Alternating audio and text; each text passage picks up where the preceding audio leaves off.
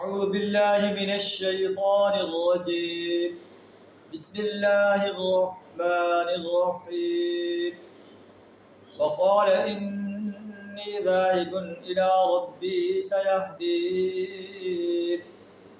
رب هب لي من الصالحين. فبشرناه بغلام حليم.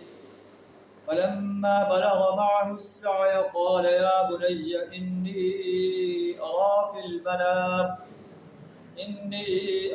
المنام أني أذبحك فانظر ماذا ترى.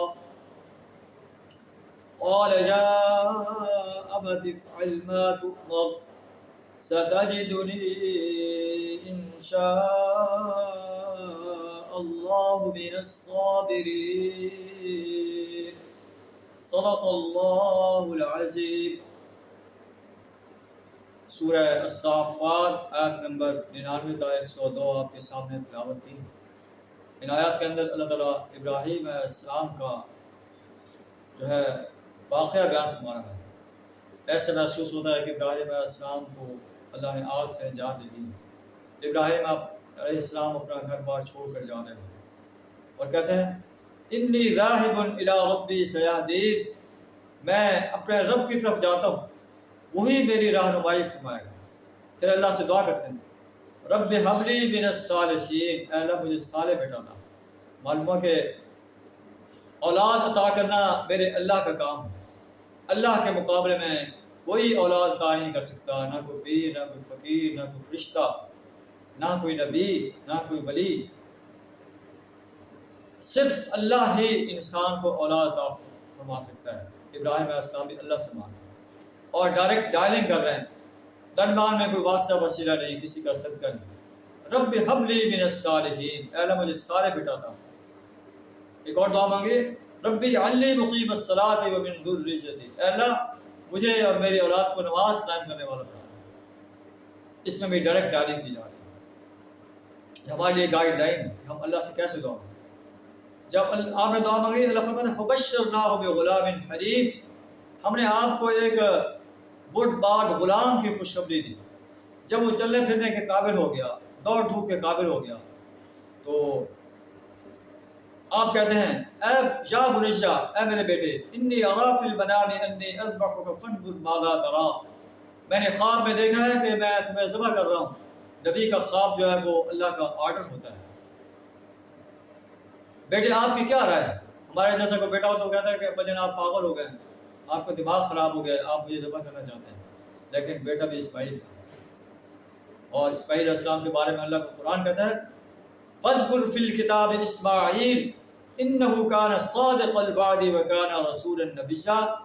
اسماعیل علیہ السلام وعدے کے سچے انسان تھے، رسول نبی تھے. وَكَانَ يَأْمُرُ أَهْلَهُ بِالصَّلَاةِ وَالزَّكَاةِ وَكَانَ عِندَ رَبِّهِ مَرْضِيًّا، اپنے اہل و عیال کو نماز اور زکوٰۃ کا حکم دیتے. اللہ کے پسندیدہ انسان تھے. بیٹا جواب دے رہا ہے یا ابت افعل ما تؤمر، اے بجان جو آپ کو آرڈر کیے گئے آپ اسے کر گزریے.